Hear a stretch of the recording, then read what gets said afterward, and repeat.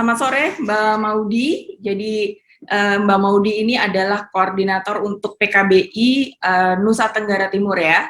Dan kantor pusatnya ada di Kupang. Kalau mau lebih detailnya lagi, ini ada di dekat kantor lama Gubernur. Jadi di daerah Kupang. Nah, jadi kalau teman-teman main-main nih ke Kupang, pengen ketemu sama PKBI dan kenalan sama Mbak Maudi dan timnya yang hebat-hebat ini, bisa datang aja langsung atau boleh lihat di Instagramnya PKBI. Nah, kali ini saya mau ngajak ngobrol sama Mbak Maudi tentang isu pendidikan kesehatan, terutama kesehatan reproduksi, terus seksual, dan seksual ini kan banyak sekali ya kaitannya. Kita ngomongin soal HIV/AIDS, kita ngomongin soal penyakit-penyakit yang lainnya gitu. Salah satunya saya rasa ini penting sekali buat teman-teman muda kita untuk tahu bahwa yang namanya kesehatan reproduksi itu bukan hanya menjadi apa ya, menjadi isu penting bagi perempuan, tapi juga untuk laki-laki. Nah, hari ini saya mau ngobrol sama Mbak Maudi terkait dengan kegiatannya di PKBI dan terutama di NTT.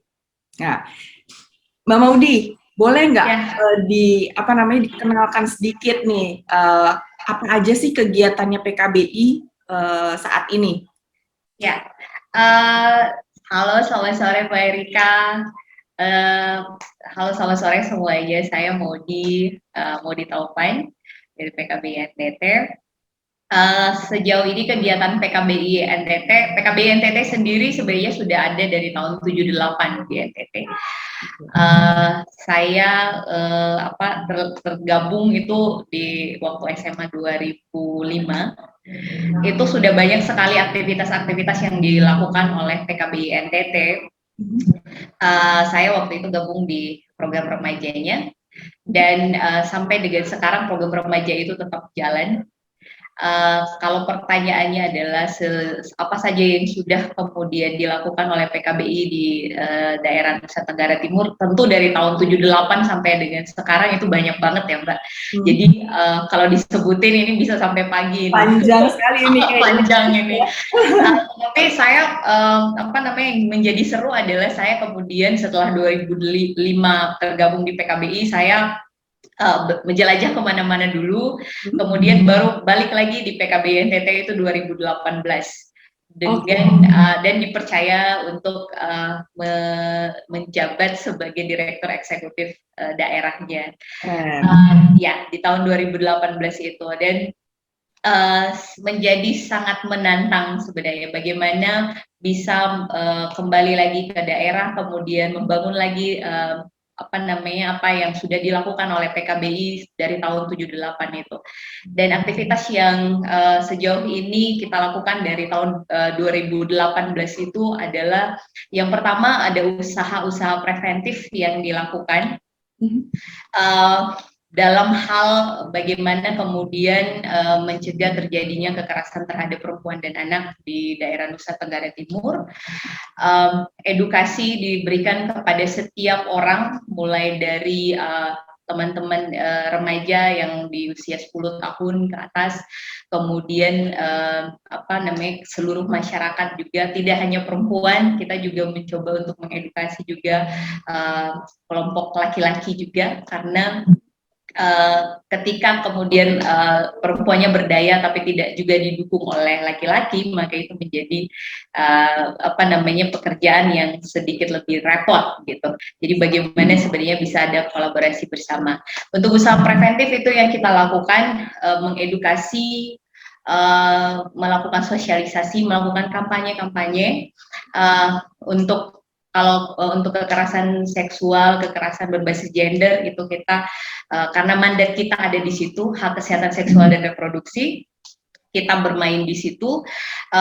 Kemudian ada juga hal berupa penanganan. Jadi kalau misalnya sudah terjadi kekerasan itu, kita kemudian punya layanan konseling yang dilayani oleh PKBI NTT. Kita punya 2 orang psikolog klinis dan juga beberapa orang teman-teman konselor yang bisa membantu untuk pelayanan itu. Jadi kalau kegiatan-kegiatan terkait hak kesehatan seksual dan reproduksi itu yang bisa saya jelaskan, Mbak Erika.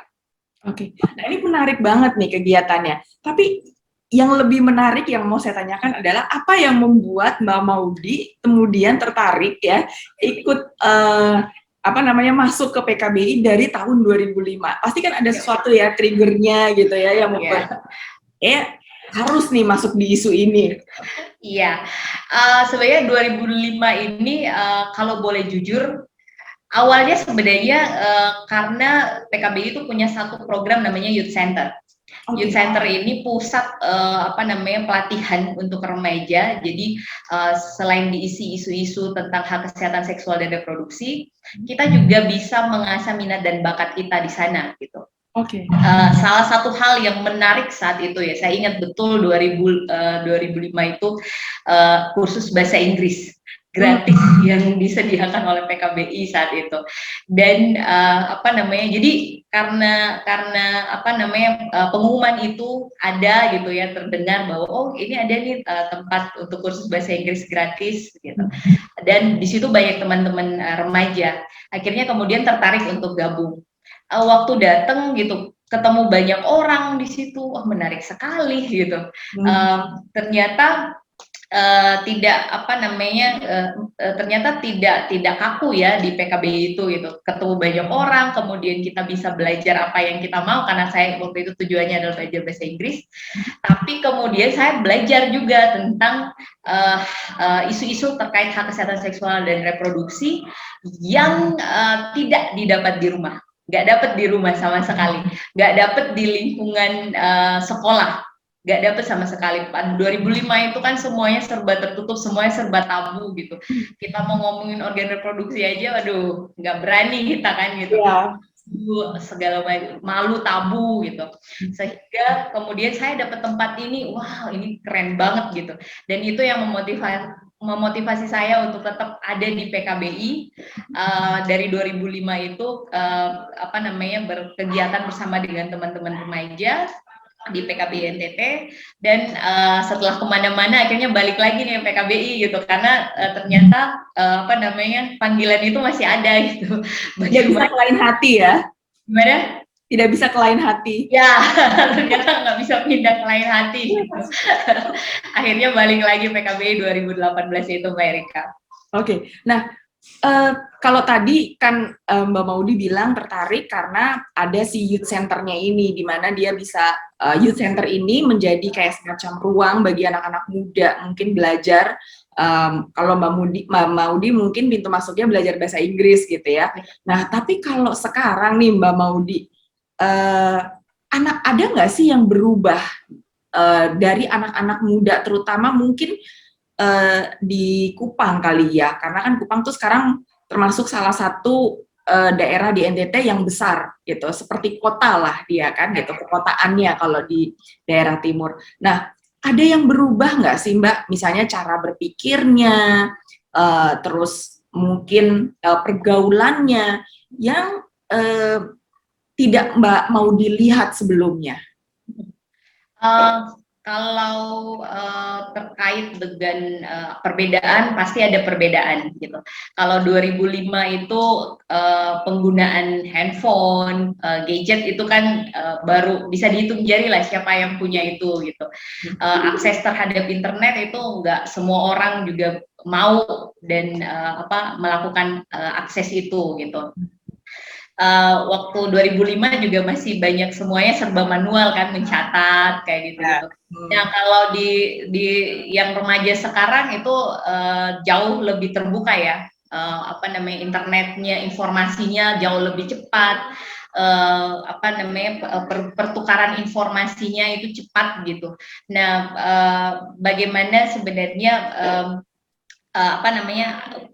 perbedaan-perbedaan itu menjadi tantangan kita untuk kemudian apa yang bisa kita lakukan di sekarang dengan teman-teman remaja. Perlu ada modifikasi-modifikasi strategi pendekatan kepada teman-teman remaja.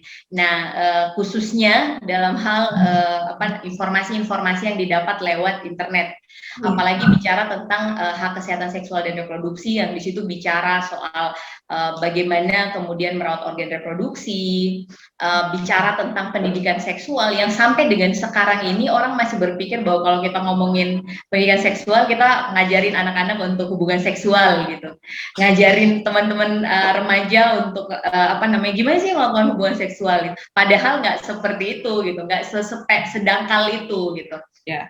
Nah, tantangan-tantangan ini yang kemudian menjadi motivasi sebagai bagaimana sih kita bisa melakukan berstrategi, kita tetap kemudian pada isu itu bagaimana mengisi teman-teman dengan isu hak kesehatan seksual dan reproduksi, tapi kemudian tidak membosankan. Seperti tahun 2005 misalnya, edukasinya itu kan kita pakai poster-poster yang digambar kayak gitu-gitu. Kemudian slide-slide yang lama kayak gitu-gitu. Nah, di yang sekarang ini karena kemudian perkembangan teknologinya cepat gitu, informasinya juga cepat, kita juga harus kemudian modifikasi cara-cara bagaimana melakukan edukasi dan penjangkauan terhadap semua anak-anak muda yang ada untuk bisa kita isi dengan informasi kesehatan seksual dan reproduksi. Oke. Nah, ini menarik nih, mencari cara yang mungkin modern gitu ya, yang inovatif mengajarkan tentang kesehatan reproduksi dan seksual. Saya itu jadi ingat, saya tuh punya teman gitu ya, kebetulan ibu-ibu sudah sangat sepuh, tapi beliau itu punya atau concern sekali dengan isu kesehatan reproduksi, seksual, kesejahteraan ibu dan anak. Kita pernah nih main ke rumahnya gitu ya, terus kemudian dia cerita bagaimana mengajarkan, mungkin Mbak Maudi kenal Ibu Zumrotin. Jawa Tengah ya? Beliau di Jakarta. Oh, Jakarta ya? Beliau di Jakarta. Nah, yang menarik adalah pada saat kita main gitu ya ke rumah beliau gitu, kita ditunjukkan, kita kira itu sekilas itu tuh kayak teko Cina gitu.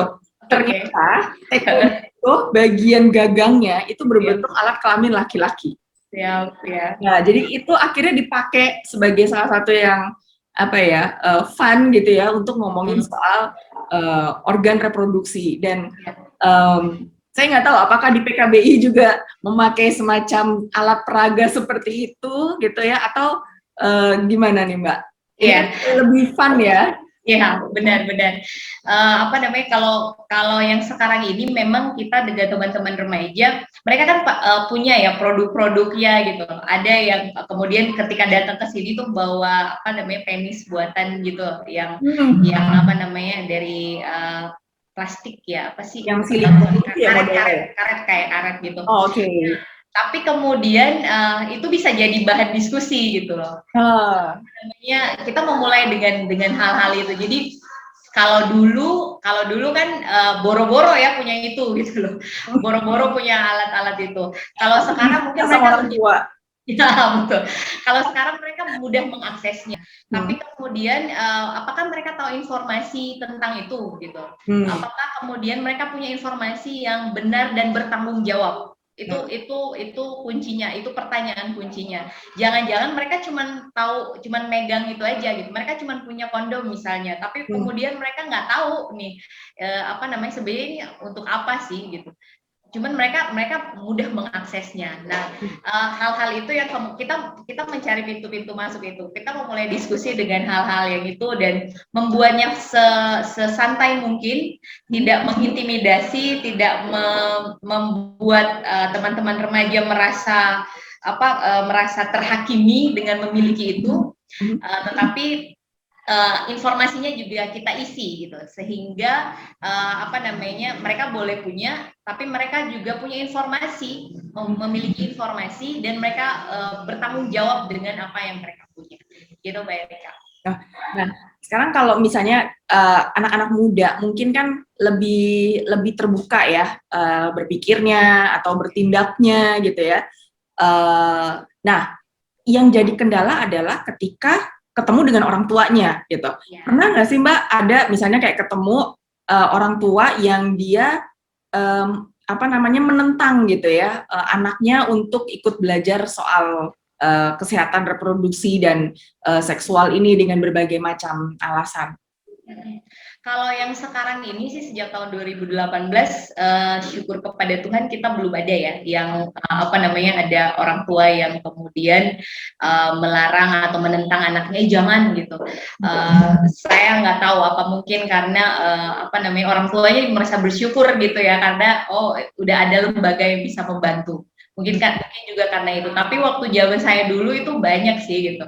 Orang tua yang kemudian berpikir bahwa waduh kalau anak saya sering main di PKBI ini nanti dicuci otak ini gitu kan disuruh belajar soal organ reproduksi kemudian jangan-jangan diajari nih soal hubungan seksual gitu ada kekhawatiran orang tua yang seperti itu.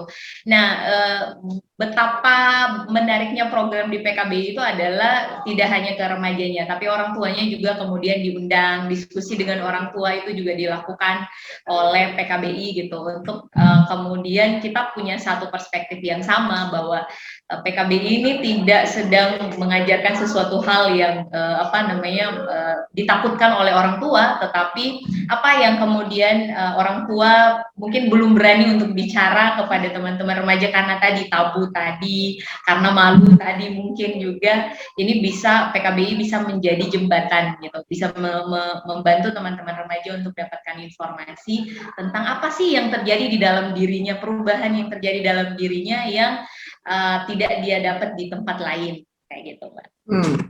Nah, kalau kita bicara soal anak-anak muda ini banyak nggak sih Kak tingkat kematian atau mungkin tingkat kasus kali ya masalah terkait dengan kesehatan reproduksi seksual yang ada di NTT gitu? Kalau banyak ya, kalau misalnya kalau kita ngomongin hak kesehatan seksual kan itu bicara yang luas banget ya, banyak hal yang kemudian kita bicarakan di situ.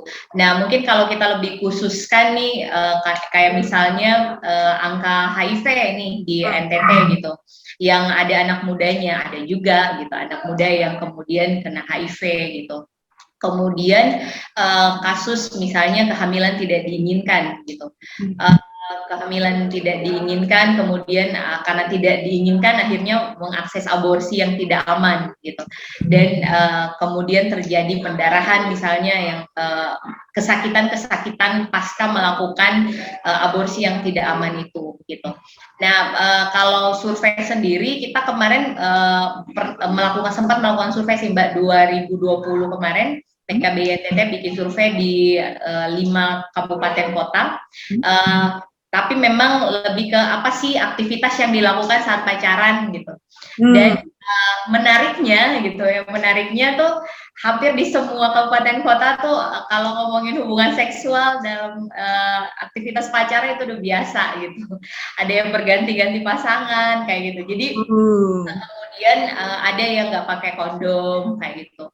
Ada yang kemudian ditanya juga ya kalau misalnya hamil gimana gitu. Oh ya biarin aja dinikahin kayak gitu. Jadi masih ada sebenarnya hal-hal itu terjadi dan itu dari tahun-tahun sebelumnya dari tahun 2005 itu juga terjadi gitu ya. Jadi bahwa ini masih menjadi tantangan ini benar sekali gitu. Bagaimana sebenarnya kan kuncinya adalah bagaimana dia bisa bertanggung jawab ya. Kalau misalnya mau melakukan kalau kita bicara tentang hak kesehatan seksual dan reproduksi, kalau PKBI sendiri kan kemudian menjamin hak setiap orang ya. Kalau misalnya keputusan untuk misalnya membentuk keluarga itu harus benar-benar dia sadar gitu. Jangan sampai terjadi karena dipaksa oleh pasangan misalnya, dipaksa oleh pacar, hubungan seksual dulu kayak gitu. Nah, ini yang kemudian kita tembak gitu. Bagaimana semua keputusan yang dilakukan misalnya mau hubungan seksual itu harus dengan sadar gitu, bukan karena dipaksa oleh siapa-siapa. sehingga kita bisa membantu menekan angka misalnya tadi ya HIV, walaupun memang HIV di anak muda di NTT nggak terlalu tinggi ya angkanya.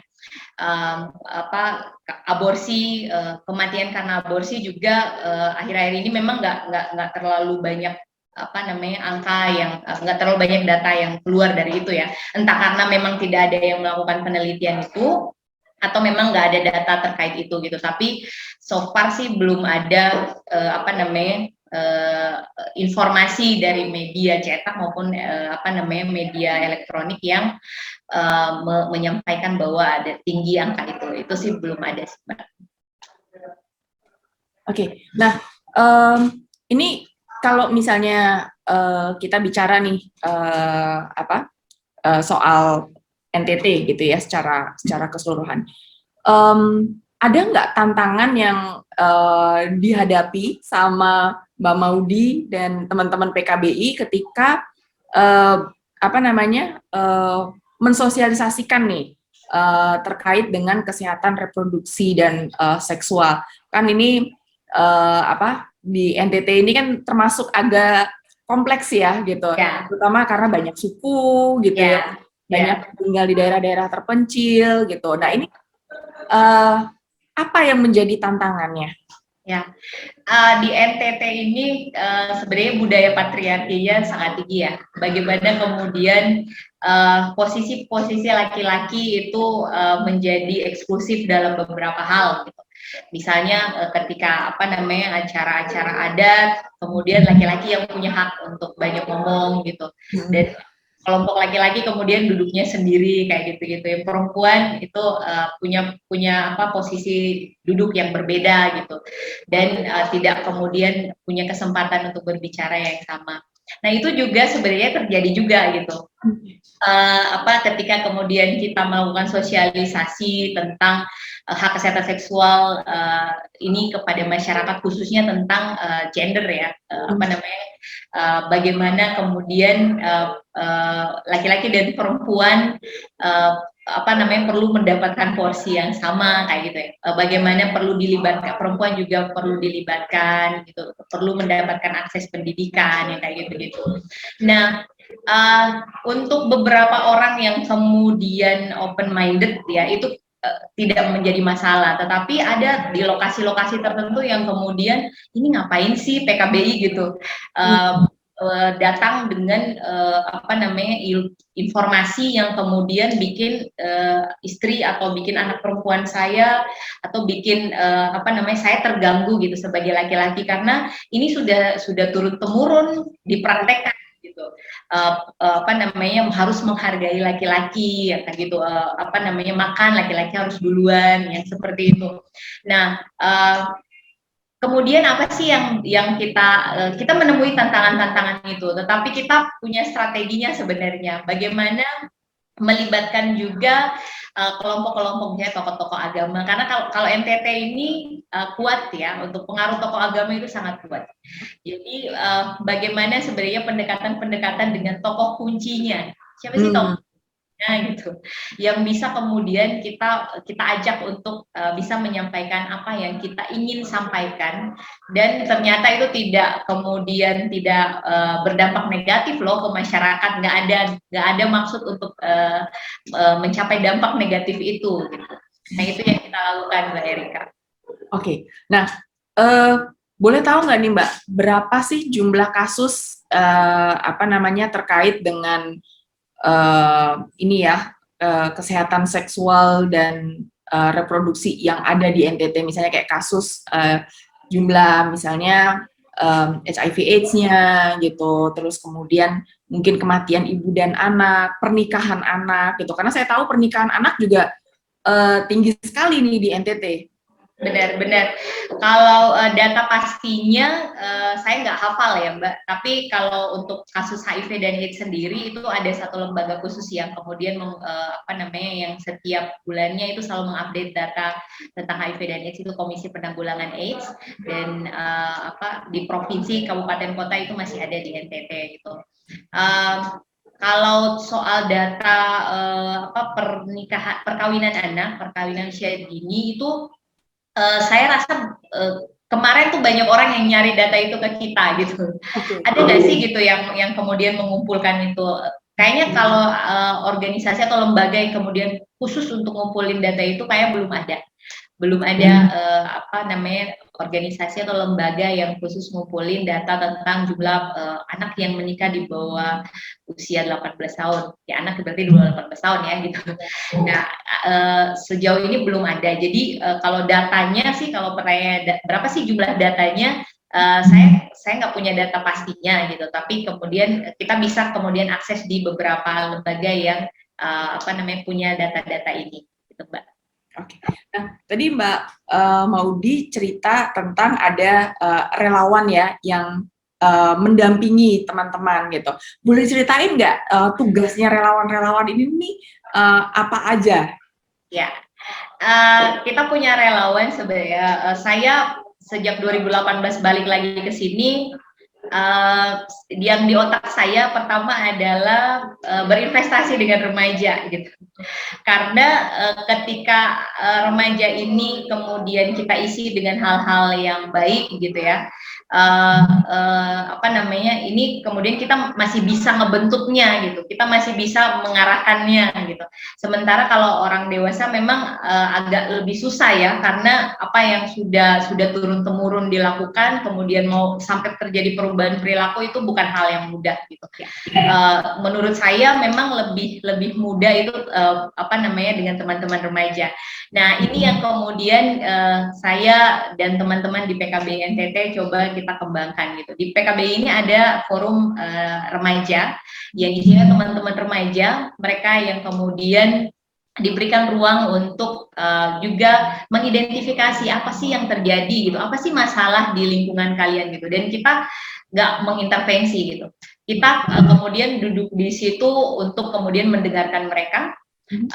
Mereka sendiri yang mengidentifikasi yang terjadi di lingkungan mereka apa gitu, dan kemudian setelah tahu itu ada masalah-masalah yang terjadi, kemudian apa sih yang harus dilakukan, dan itu teman-teman apa namanya teman-teman berdiskusi sendiri. Jadi kita nggak mengintervensi dengan program kita, enggak, kita cuma memberikan ruang, kemudian teman-teman silahkan apa namanya melihat sendiri masalahnya, kita membantu memfasilitasi saja untuk membuka apa namanya pemahaman mereka juga untuk juga bisa berkontribusi gitu, karena masalahnya kalau terjadi di remaja, siapa lagi sih yang diharapkan untuk membantu menyelesaikan masalah gitu? Ya, menunggu orang dewasa gitu. Kalau misalnya ternyata teman-teman remaja juga bisa, ya udah gitu. Kenapa kita nggak memanfaatkan potensinya teman-teman gitu untuk juga membantu gitu? Karena saya tetap percaya bahwa anak muda itu kalau diintervensi sama anak muda jauh lebih efektif gitu daripada sama orang dewasa ya. Bukan berarti orang dewasa nggak berguna sama sekali, enggak gitu. Tetapi pendekatan yang dilakukan oleh teman-teman remaja gitu dengan sebayanya itu jauh lebih efektif gitu loh, Mbak. Nah, jadi pendampingan yang dilakukan itu mulai dari apa namanya, kita mulai membekali mereka di sini, kemudian di kantor ini mereka kemudian mulai menyusun, mendesain setiap kegiatannya apa, dan mereka langsung ke lapangan gitu. Mereka melakukan edukasi kepada masyarakat. Memang yang dituju itu juga adalah kelompok-kelompok komunitas anak muda gitu. Dan tidak hanya di Kota Kupang sebenarnya, kan ada juga teman-teman remaja yang misalnya datang dari Sumba, datang dari Flores gitu. Ketika kemudian dia liburan di apa kampung halamannya, dia dikasih tugas nih, tapi tugasnya bukan sama saya gitu, sama teman-teman remaja sendiri, mereka sendiri yang berkomitmen. Jadi ketika dia balik, dia juga melakukan itu di lingkungannya gitu. Dan setelah itu dia balik lagi ke sini dan dia apa namanya menceritakan apa sih proses-proses yang sudah dilakukan. Yang teman-teman lakukan itu sosialisasi, tapi kemudian bagaimana nih kalau sudah terjadi nih ada misalnya yang butuh penanganan misalnya, oh ya, kemudian mereka merujuknya gitu, mereka juga diberikan peningkatan kapasitas untuk merujuk gitu. Kalau misalnya butuh konselor, butuh psikolog, ini bisa menghubungi layanan yang ada di PKBI, atau ada dokter-dokter di PKBI yang juga kemudian bisa membantu untuk memberikan layanan.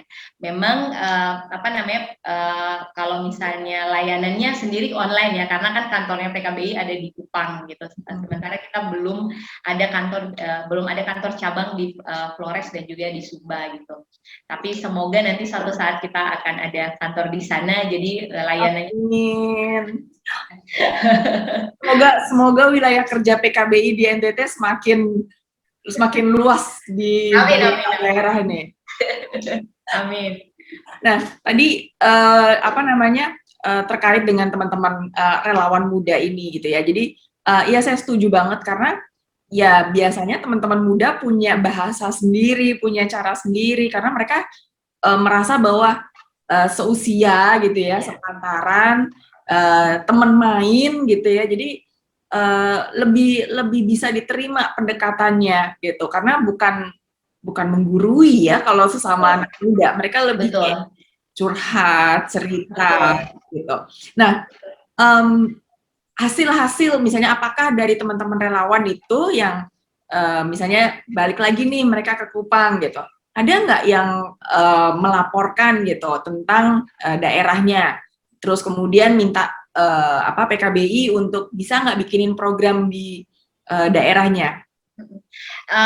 Jadi setelah mereka balik dari dari misalnya mereka liburan kemudian bikin aktivitas di daerahnya, ketika mereka balik ke sini itu dievaluasi bareng gitu. Kita juga diminta untuk hadir dari eksekutif gitu, untuk hadir juga bersama dengan teman-teman kaum remaja. Jadi kita ngobrol gitu. Kita ngobrolin gimana gitu. Kemudian apa sih rekomendasinya apa gitu. Memang misalnya oh ya nih butuh layanan karena PKB nggak ada di sana, misalnya mereka butuh kemudian harus ada pendampingan yang lebih serius lagi. Misalnya kasus kekerasan terhadap perempuan ya.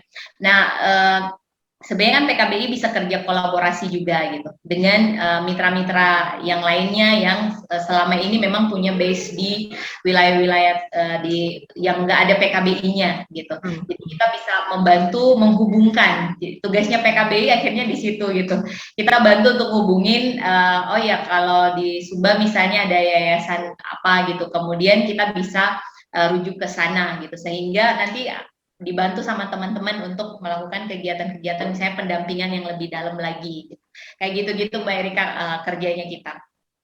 Kalau kita bicara soal akses nih, tadi kan Mbak Maudi bilang PKBI juga menjembatani antara teman-teman yang ada di daerah, terutama yang di mana PKBI itu belum punya kantor gitu ya.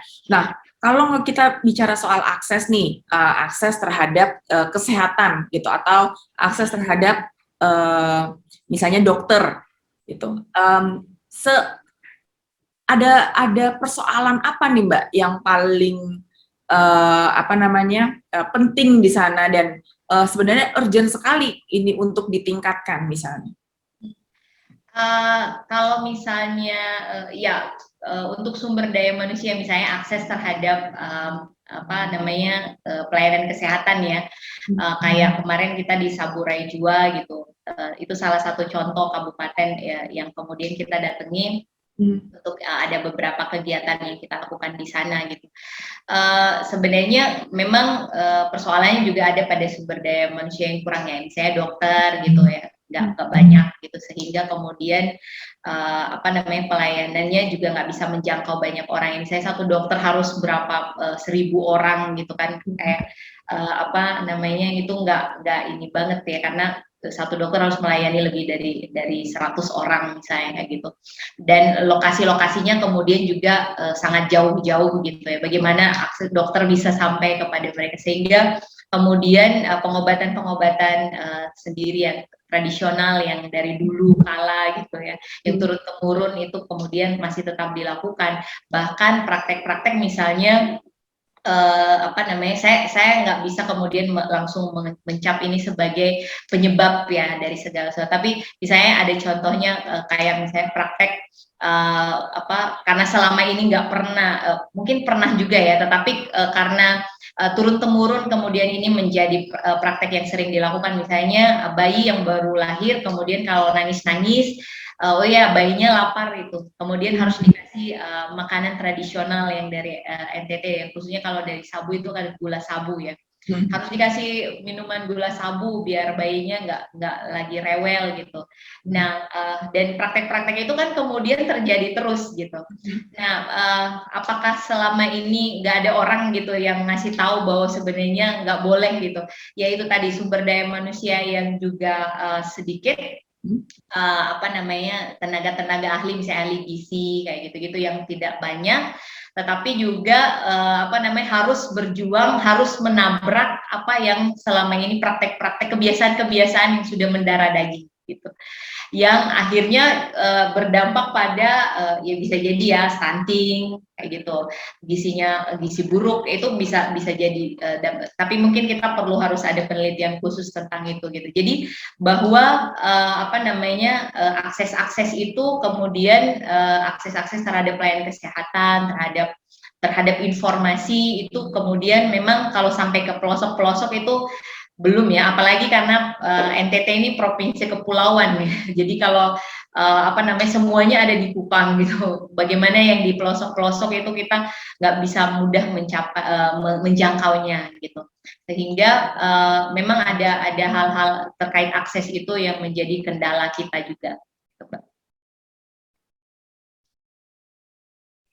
Nah, mungkin buat teman-teman nih ya yang sekarang tadi Mbak Maudy udah bilang bahwa akses pelayanan kesehatan masih kurang di NTT. Mungkin nih panggilan buat teman-teman yang sekarang lagi menempa ilmu kedokteran gitu ya, atau yang nursery gitu ya, nurse gitu, keperawatan gitu ya. Mungkin ini adalah panggilan buat teman-teman ke Kupang, ke NTT gitu untuk membantu teman-teman di sana memperoleh pelayanan kesehatan. Jadi kita mungkin banyak yang bekerja di daerah perkotaan, tapi jangan lupa ini teman-teman yang ada di NTT, ini baru NTT, belum daerah-daerah yang lainnya.